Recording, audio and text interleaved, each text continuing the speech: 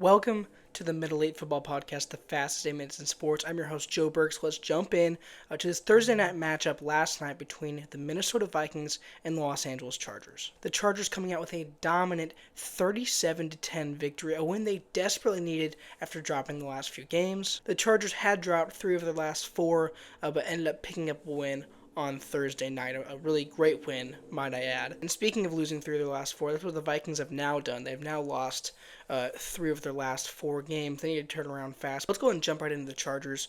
Justin Herbert was fantastic. He's a top 5 quarterback. I don't think that should be really much of a debate. He's easily top 5 in terms of skill. 227 passing yards, 3 touchdowns, 1 interception. The interception was off a tip, so it happens.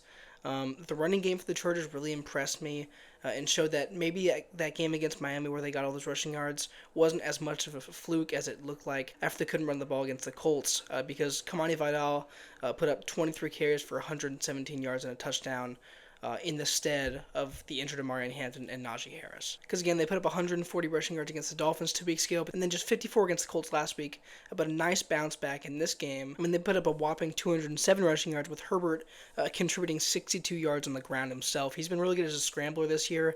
Love seeing that. Aranda Gadsden II, the rookie tight end out of Syracuse, a guy I really liked coming out because of his background as a receiver before he switched to tight end in college, had another great game after dicing up the Colts last week in that loss. He put up 5 catches for 77 yards and a touchdown. A lot of that damage was done in the first half, but he's been a really big play threat for this Chargers offense over the past couple weeks, and he's emerged as easily their top tight end because of how good he is as a receiver. He's really good after the catch, and I've been really impressed with him over the past couple weeks. He is one to watch to really break out down the back half of the season. At receiver, Lab McConkey gets back on track, leading the team in receiving, got a touchdown as well. That was nice. Left tackle Joe Alt returned to lineup this game after dealing with that high ankle sprain the last few games, and he was a massive help, had a great game.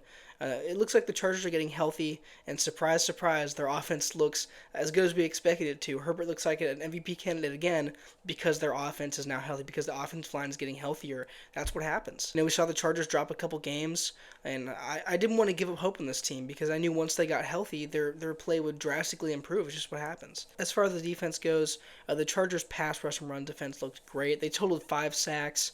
And that Adolphe Owe trade, they traded for Owe, the defensive end from the Baltimore Ravens, a couple weeks ago, and that trade's looking good for them already. He has 2 sacks in his first 3 games with the team, a hot start for him. Khalil Mack, Owe, obviously, Tuli Tuipulotu, and Justin Eboigbe, all total sacks for the Chargers.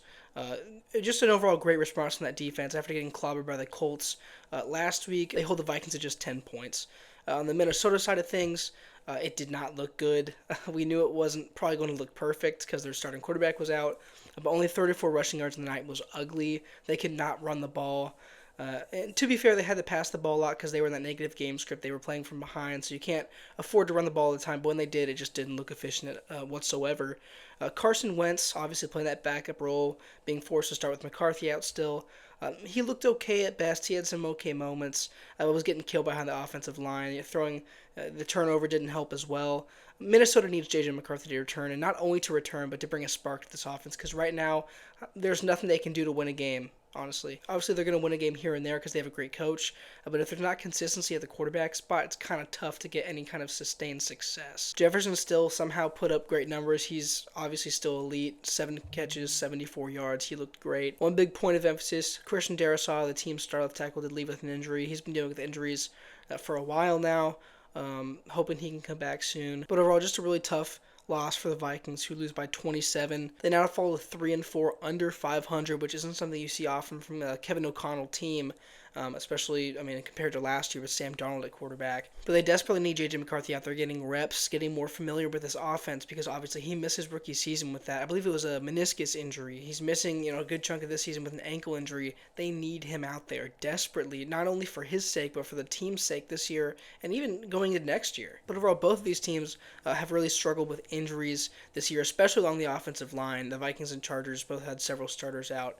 Or at least one. With this Chargers offense, I think once rookie running back Amari Hampton returns, this Chargers offense is going to be just amazing. Hampton was on a tear before injuring his ankle, and I think if he gets back to that mode he was in, it's going to be some lights out offense. If they can get healthy and Herbert can put up a good playoff performance, I think this team could potentially make a run. And then looking back to the Vikings, I'm not out on the Minnesota Vikings as a whole, but they really need to turn around fast. They need to get healthy, especially on the offensive line, like we just talked about. But time will tell if that's able to happen. If they cannot get guys healthy, this season may just end up being a scratch, which sucks.